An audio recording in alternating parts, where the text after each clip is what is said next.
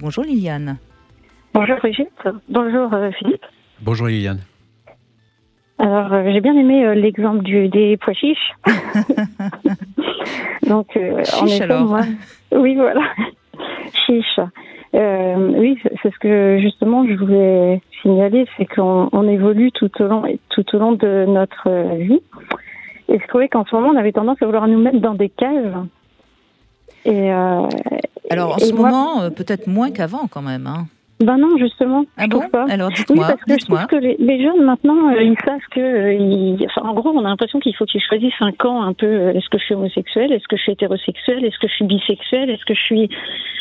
Enfin voilà quoi. Tandis que personnellement, à mon époque, il y avait que le modèle classique, donc papa, maman, hétéro. Et ensuite, en découvrant, on fait sa découverte tout seul, quoi. Je sais pas comment dire ça. Mais non, mais d'accord, je comprends. C'est-à-dire qu'avant, c'était l'hétérosexualité, mais si on avait des attirances pour, par exemple, les femmes en tant que femmes, puisque je suppose que c'est de ça dont vous parlez, c'était la petite fantaisie et il n'y avait pas de problème. Tandis qu'aujourd'hui, il faut que vous disiez si vous êtes hétéro ou homo ou bi. Enfin, c'est-à-dire que on veut vous mettre une étiquette sur le dos. C'est ça que vous voulez dire? C'est-à-dire que quand je vois comment ça se passe actuellement, je me dis que moi, j'aurais été homosexuelle parce que j'étais un garçon manqué petite. Ouais. Et au moment de l'adolescence, évidemment, c'est un peu compliqué quand on est un garçon manqué parce qu'on n'a pas très envie de se voir devenir femme quand on est une fille. Et donc, c'était un peu une période charnière un peu compliquée, mais je connaissais pas l'homosexualité et je pense que je me serais jetée dedans. Ça m'aurait un peu, comment dire, ça aurait été plus facile pour moi comme ça d'emblée, alors que finalement, dans ma vie, je suis tombée amoureuse de garçons, de femmes aussi d'ailleurs, mais je me suis pas mise dans une case. Au début, je me suis dit normal, il faut une fille, c'est avec un garçon, donc voilà, ça s'est bien passé, mais je me sentais pas. Ce que vous dites est très intéressant et je pense que Philippe, vous aurez certainement envie de réagir aussi. C'est très intéressant. En revanche, moi, je n'affirmerai pas de manière certaine que vous auriez été à ce moment-là homosexuel, parce que ça, c'est encore autre chose. Moi non plus, mais je me dis que c'est pas évident de choisir alors qu'on ne sait pas encore, en fait. Ça, c'est sûr, mais c'est valable pour tout le monde. Hein. Ouais. C'est pas facile de choisir, et d'ailleurs, il faut pas se sentir obligé de choisir à 18 ans, au fond. Oui, tout à fait. Ce qui est sûr, c'est que nous avons tous des émotions pour les gens de l'autre sexe et pour les gens du même sexe. C'est vrai qu'on peut être absolument charmé par quelqu'un du même sexe. Après, ça peut soulever des questions sur notre sexualité. Mais sur ce plan-là, je suis d'accord avec vous. Tout n'est pas noir ou blanc. Et des fois, on peut avoir on peut être amené à faire des choix qui nous conviennent à un moment donné et on peut en changer. Moi, ce que j'entends dans votre histoire, c'est que vous exprimez un malaise par rapport au choix que vous avez pu faire à une époque donnée. Et je dirais, mais maintenant que vous les analysez mieux, je pense que peut-être vous pourrez mieux avancer dans un sens qui vous convient maintenant. Moi maintenant, là je suis en couple, ça fait 10 ans avec un homme et ça se passe très bien, j'en suis très amoureuse. Mais j'ai eu des expériences avec des femmes et j'ai été amoureuse aussi. En fait, c'est la personne qui compte pour moi. Mais c'est vrai qu'à la période de l'adolescence, j'ai eu une période entre, on va dire, 14 et 18 ans où j'avais pas envie de sexualité, quoi. Ça me paraissait compliqué. Toutes mes amies avaient des histoires avec des garçons et moi, non, ça m'intéressait pas du tout. Alors, est-ce que c'est parce que j'étais plus attirée par les femmes? J'en sais rien. Ce qui est sûr, c'est que j'ai été amoureuse d'amis IES sans m'en rendre compte parce que je savais pas. Mais avec le recul, oui. Ce que vous décrivez, c'est finalement notre complexité à nous tous sur le plan psychique. Nous ne sommes pas des êtres simples. Nous pouvons, même pour les choses simples de la vie, vouloir une chose et son contraire. Je peux vouloir manger du chocolat et maigrir. Voilà, et il y a plein de motivations qui s'opposent. Donc nous sommes compliqués par nature, mais effectivement, le jour où on arrive à avoir une vision simple, eh bien, on se sent mieux. Et j'entends que là, vous avez été un peu perdu à cette fin d'adolescence.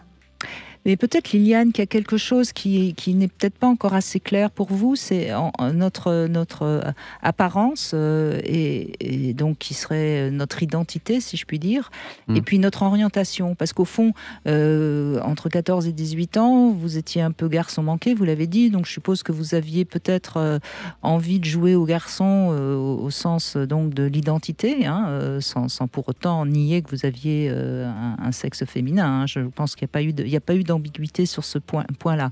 Mais il y avait quelque chose dans l'apparence qui vous donnait plutôt envie d'être un garçon manqué. Hein. Disons qu'à 14 ans, ça a commencé à être difficile. Jusqu'à 14 ans, je passais pour un petit garçon, ça passait très bien. Mais à 14 ans, je commençais... D'accord. Bon, j'ai pas une poitrine proéminente ni rien, mais enfin bon... Ça devenait plus D'accord. clair. Et donc, je pense qu'il y a quelque chose peut-être que vous pouvez travailler là. C'est-à-dire qu'est-ce qui fait que vous étiez un garçon manqué? Est-ce que c'était votre désir? Est-ce que c'était peut-être un peu une orientation parentale? Qu'est-ce qui fait que vous étiez, et que vous étiez contente, visiblement, jusqu'à 14 ans d'être... Ah oui, j'étais très bien. Hein. J'étais très bien, mais c'était une orientation parentale. Oui, enfin, après coup, ou sur le coup, forcément, on ne se rend pas compte, mais mes parents n'avaient pas de garçon, donc... C'était pour faire plaisir à vos parents ou c'est parce que... Oui. C'est ça. Avec le recul, oui, clairement, c'était pour faire plaisir. Je voyais que mon père, il était content que je fasse le garçon. Ouais.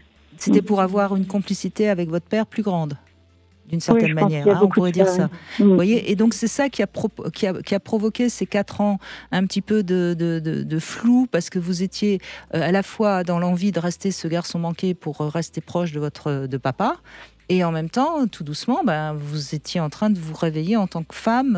Il y avait certainement votre puberté qui vous travaillait. Et je crois qu'il faut peut-être plus comprendre ce qui s'est joué à ce moment-là. Et je pense que ça va libérer quelque chose aujourd'hui. Tout à fait.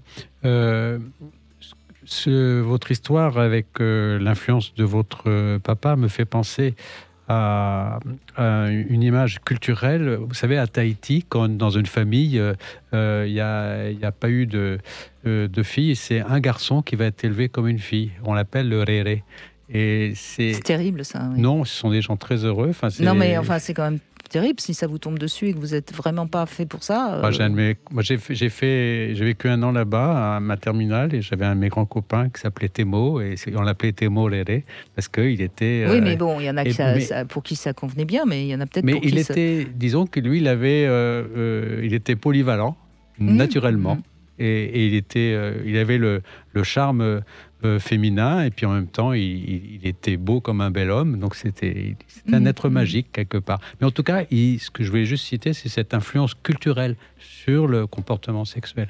Oui, et Liliane, c'est ce que vous évoquez bien. Hein. On voit bien que là, quelque part, il y a eu une influence forte de parentale. Bon, après, vous en avez fait quelque chose et il n'y a pas de problème. Encore une fois, on a tous eu une influence parentale, quoi qu'on en dise. Hein. Oui, puis d'ailleurs, finalement, j'en suis pas mécontente. À terme, une fois adulte, je me dis, voilà, si je suis attirée par un homme, je suis amoureuse de lui, très bien. Si je suis attirée par une femme, je suis amoureuse d'elle, on va tenter aussi. Mais finalement, ça me tracasse pas plus que ça d'être... Mais ça vous tracasse pas plus que ça. Le mot n'est pas complètement anodin. Liliane, je suis désolée. Je suis payée pour écouter. Vous voyez ? Non, mais très bien. C'est intéressant parce que c'est vrai que ça vous tracasse pas plus que ça. Vous en avez fait, et puis vous semblez tout à fait épanoui. Et puis encore une fois, il y a rien à dire. Mais voyez bien qu'il y a peut-être quelque chose à creuser qui va encore plus vous épanouir. Hein. Moi, encore une fois, je dis ça, c'est pour votre plaisir et votre bien. Hein. C'est pas du tout pour vous mettre mal à l'aise. Donc peut-être qu'il faut un petit peu aller chercher quelque chose là de ce côté-là, et puis ça ira encore mieux. Mais vous êtes heureuse et on l'entend bien. Vous êtes avec un homme depuis 10 ans. Il y a aucun problème. Mais avec lui, j'ai quelques petites expériences avec des femmes de temps en temps. Voilà. Comme ça, au niveau sexualité, j'ai l'impression que du coup, ça se passe bien. Écoutez, vous avez l'air d'être épanoui. Hein. Moi, je ne me fais pas de soucis pour vous. Hein. Non. De toute façon. Mais votre témoignage illustre parfaitement l'émission d'aujourd'hui. Donc je vous remercie de nous l'avoir offert. C'est moi qui vous remercie pour toutes vos émissions qui m'ont beaucoup aidé. Bon, merci Liliane.